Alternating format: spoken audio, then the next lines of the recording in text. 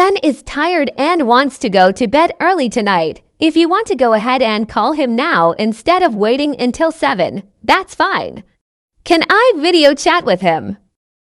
He said he only wants to talk. Video chats are only on these days, so let's stick to a phone call.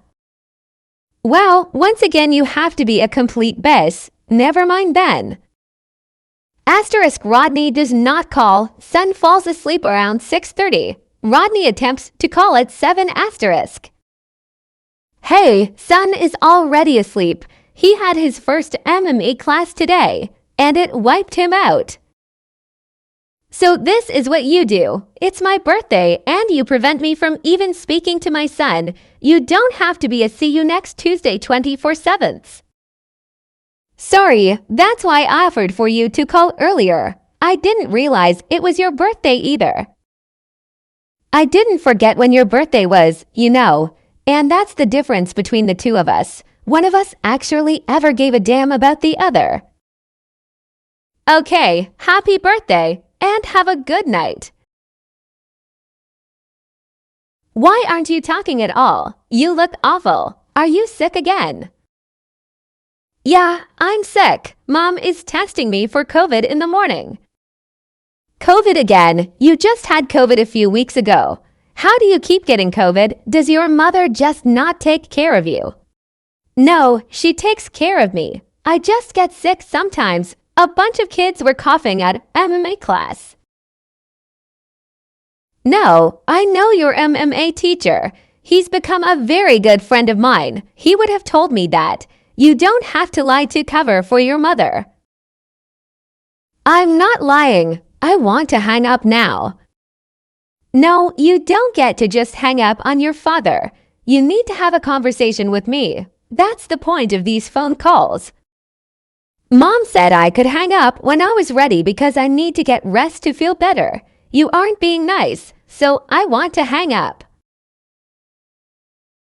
This is unacceptable. I can't wait until you wake up and realize you're picking the wrong parent.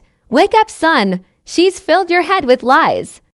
Son is sick again with COVID. Why was I not informed? I am supposed to be told about these kinds of things. I don't know if he has COVID or not yet, and I am to inform you of illness after it lasts for multiple days. Today is only day 1. I have the right to know if he has a potentially fatal virus. And you would have been informed if he tested positive for COVID. I am going to say this as nicely as I possibly can to you. I would seriously reconsider telling our son he does not have to talk to me. Don't bother denying it. My girlfriend and I both heard him say so. If this continues, and you do not stop acting like an immature child about custody, I will be going with my attorney to the judge with an extremely credible witness who is so credible that the Judge will turn this all around. And trust me, when he sees my evidence, not even your attorney will be able to save you from his wrath. We can be adults and do this the easy way, or we can do this the hard way. The choice is yours. I want to talk to my son. Have a good night. About this whole custody thing with son, I was being severely influenced in such a bad way when it came to dealing with you by someone who I thought I should be able to trust. This person did not like that you and I were able to get along. And she wanted us to be enemies to feel secure. It took me such a long time to really see what she was doing out of jealousy, and I am truly sorry for how I allowed myself to be used like that. I miss son more than anything. Now that I am seeing clearly and not being influenced by that person, I would really like for us to try our best to give peace a chance once again. I never wanted to be your enemy. But I was told and made to believe that you had to be.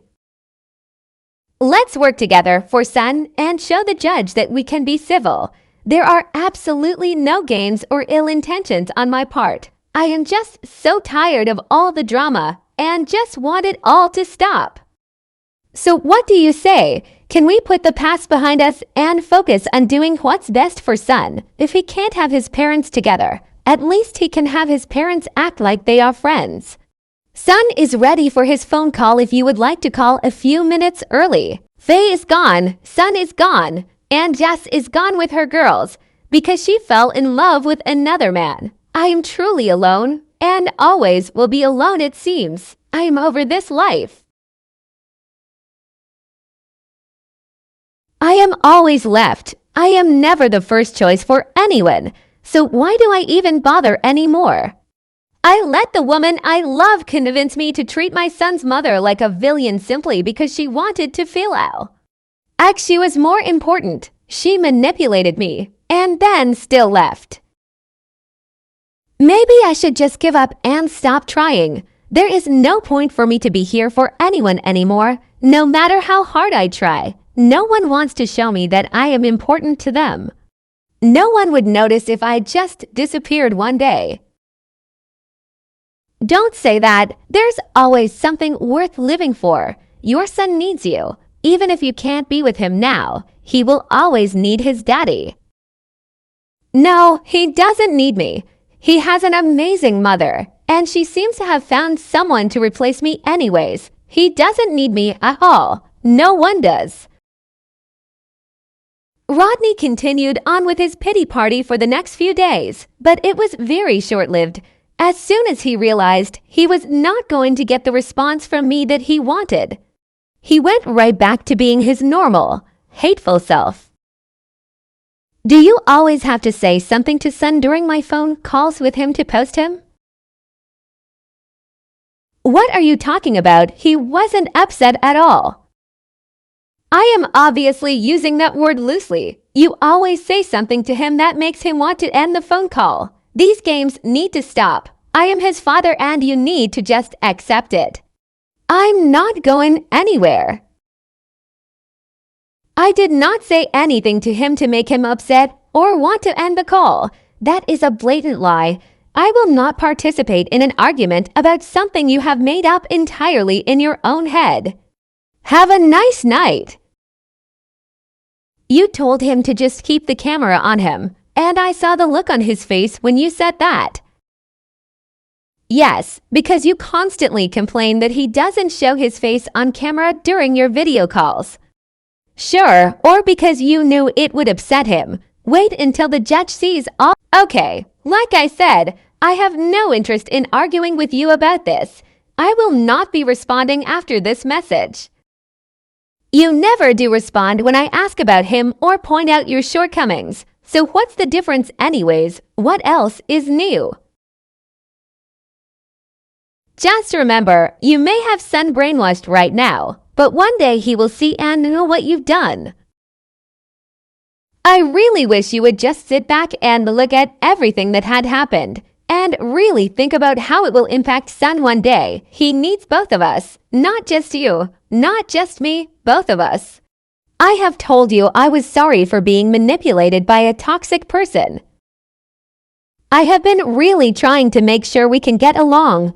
I can't change the past, but I can promise you that it won't happen again, because when it comes to Son, the only person I need to listen and work with is you. Of course, no response. Is this that gray rock bullshit you talk about on your TikTok account? I wouldn't really call you a rock, more like a damn boulder. I mean, look at the size of you. I am so damn sick and tired of dealing with Faye every single day and getting nowhere. You guys don't understand how bad I have it when it comes to her. She goes out of her way no matter what to keep me from my own child. And for what? For what reason am I being kept from him? Not a goddamn one. There's no reason at all. She just enjoys having the power over me. Every single day I pray I get a call that something has happened to her and she will never be in my life again. I pray she gets gang raped, tortured, and unalived. Every day I literally get down on my fucking knees and I say please. Because it would just be so much easier than dealing with her. That's how awful she is. You guys don't get it? I'm not an evil or a violent person, but she makes me feel that way because of how terrible she treats me and my child. And why? Because she decided to ruin our family and now she has to ruin my life too. One day she's going to get what's coming to her, and I cannot wait.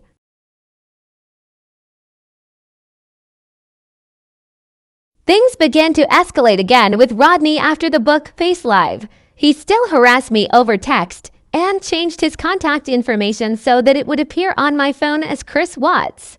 It was terrifying, but the police once again said there was nothing they could do.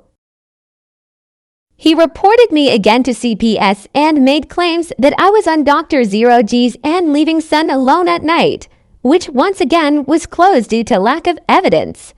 He went out of his way to ensure he was torturing me. But it turns out I wasn't the only person he was torturing anymore. Shortly after his last CPS report, his ex-girlfriend Jess reached out to me. Hi Faye, this is Jess. I know I'm probably the last person you want to hear from after everything that's happened with Rodney. But I just really felt that I needed to apologize to you about believing Rodney instead of seeing that he was the issue. I just can't believe I ignored all the red flags for so long and made all these excuses for him. Instead of seeing what was right in my face, I feel so stupid. Thank you for apologizing. I understand, because I fell for it too when he told me about his ex-wife.